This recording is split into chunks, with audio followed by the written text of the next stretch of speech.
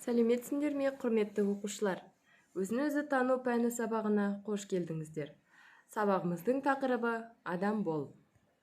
Құндылығы ақиқат, қасиеттері адалдық, жауапкершілік, парасаттылық. Әлемге әйгілі ұстаз ойшыл Әбу Насыр әл-Фарабидің мінез адамның айнасы деп айтқан сөзі, қанатты сөз бүгінгі сабағымыздың дәйек сөзі ретінде берілді. Адамдарды бір-бірінен ерекшелендіріп тұратын оның мінезі. Жақсы адамның мінезі дұрыс қарым-қатынас жасауға көмектеседі. Одан әрі Шалва Аманашвилидің жүректегі ой атты аңыз әңгімесіне назар аударыңыздар. Ата, не деп сыбырлап жатырсың деп, атасының ұйықтар алдында өзімен өзі күбірлеп жатқанын байқаған баласы сұрады. Мен ойды жүрекке салып жатырмын балақай деп жауап берді. Бала таң қалды. Ол қалай? Дана қарт былай деді. Мені ренжіткен көршіммен ұрсысқым келмейді, бірақ не істерімді де білмеймін. Мінеки, содан ойды жүрекке салып ұйықтаймын. Ал таңертең жүрек не істеу керегін айтады. Жүрек оны қайдан біледі, ата деп сұрады баласы. Жүрек бәрін біледі. Мен одан өмір бойы сабақ алып келемін. Саған да айтарым сол. Егер бір сұраққа жауап іздегенде бір нәрсе түсініксіз болса, ұйықтар алдында ойды жүрекке салып қой. Ал таңертең жүрек жауабын айтады. Тек мұны сеніммен ғана жаса. Балалар, мәтін сіздерге түсінікті болса, бірнеше сұрақтарға жауап беріп, өз ойларыңызды айтсаңыздар. Жүрек адамға қалай қызмет етеді? Жүрек бәрін біледі дегенді қалай түсінесіздер? Адалдық, дұрыс әрекет жүректен шығады ма? Түсіндіріңіздер. Дұрыс айтасыздар. Адалдық, парасаттылық, сенім, әділдік. Бұл құндылықтар адамның негізгі құндылықтары болып есептеледі. Жүректен шығатын негізгі құндылықтар. Осы құндылықтар туралы өткен сабағымызда айтқан болатынбыз. Бізге бұл құндылықтар таныс. Нақыл сөздер ұлы ойшылдардың адалдық, парасаттылық, сенім, әділдік туралы айтқан нақыл сөздеріне мән беріңіздер. Абай Құнанбаев: алдау қоспай, адал еңбегін сатқан, қолөнерлі қазақтың әулиесі сол. Бұл жердегі сөздің мағынасы адал еңбек, ешкімді алдамау, парасаттылық. Елбасымыз Қасым-Жомарт Тоқаевтың сөзі: өмірде ең бастысы адамдық, парасаттылық, білім, жоғары кәсіпқойлық және отанына адалдық. Яғни балалар, отанға адал қызмет ету бұл адамның парызы. Әрі қарай бізде әділдік және сенім құндылықтары. Әділ сөйлеп адал жүр. Қожа Ахмет Яссауи.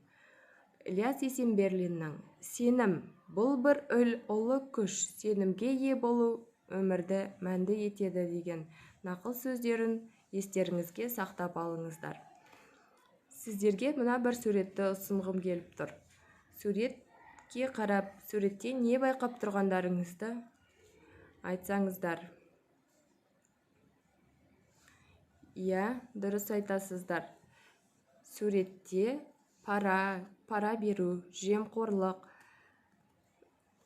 бейнеленген. Сыбайлас жемқорлыққа қарсы іс-қимыл жаһанның басты мәселесі. Біреудің ала жібін аттау, кісі ақысына өту, лауазымдылықты жоғары лауазымды пайдалана отырып, дұрыс емес әрекеттерге жол беру. Осының барлығы соңы неге алып келеді деп ойлаймыз? Әрине, қылмыс. Бұл заң бойынша қудаланатын қылмыстық іс болып табылады. Елбасымыз Қасым-Жомарт Тоқаев сайлау алды бағдарламасынан біз жемқорлықтың түп тамыры жойылғанша күресеміз. мемлекет пен адамзаттың күшін біріктіреміз. Тек қана жазалау шаралары жеткіліксіз. Жемқорлықтың кез келген түріне мүлдем төзбеушілік таныту маңызды, деген. Енді балалар, қалай ойлайсыздар? Қазір мен сіздерге шығармашылық жұмыс беремін. Осы жемқорлық, пара беру, сыбайлас жемқорлықтың түп тамырымен жойылу үшін адам бойында қандай қасиеттер орын алуы керек, қандай қасиеттерді біз дамытуымыз керек? Адалдық, дұрыс әрекет, жауапкершілік қасиеттерін сақтап қалу, дамыту үшін құндылықтарды қалай дамытамыз? Өздеріңіз дәптерге постер құру арқылы өз ойларыңызды түсіндіріңіздер. Жақсы балалар, адам бойындағы жақсы қасиеттер бұл шыдамдылық, ақылдық, сыйластық, батырлық, адамгершілік, еңбекқорлық, әдептілік, қайырымдылық. Айта берсек, тағы да көптеген қасиеттер бар. Осы қасиеттердің бәрін біріктіріп, жүрегімізде ұстасақ, жүрек үнімізге мойынсұнсақ, онда біз әділеттіліктің ақ туын желбіретеміз. Сабағымызды қорытындылай келе, адам болу бұл өзінің адамгершілік қасиеттеріңді іс жүзінде көрсете білу демекшімін. Адамның адамшылдығы оның әрекетінен көрініп тұрады. Басқа адамдарға қалай қарым-қатынас жасауынан, яғни мінезінің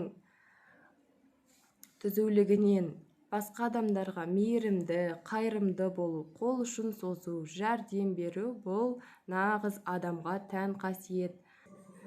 Өзің үшін, өзгелер үшін, қоршаған орта үшін әлем сезімталдық таныту, жауапкершілікті сезіну, әділ болу адамға парыз. Сыбайлас жемқорлықты, парақорлықты түп тамырымен жою бұл біздің адам болудағы ең басты міндетіміз. Адам болу ол жағымды ойлау, бәрін жақсы көру, мінезіңді жақсарту, жақсылық жасау дегенді білдіреді. Әр адам күнделікті өзінің ойына, сөзіне, ісіне есеп беріп отыруы тиіс. Әділдікті, парасаттылықты, адалдықты ең басты құндылық қағида ретінде ұстануымыз қажет. Мен әдепті бала тақырыбында эссе жазу. Бұл сіздерге берілген үй тапсырмасы. Олай болса, балалар, бүгінгі сабағымыздың қорытынды сәтіне де жеттік. Сабақ түсінікті болды ма? Сіздерге сабақ қаншалықты ұнады? Жақсы балалар, сабағымызды осымен тәмамдаймыз. Сау сәлеметте болыңыздар.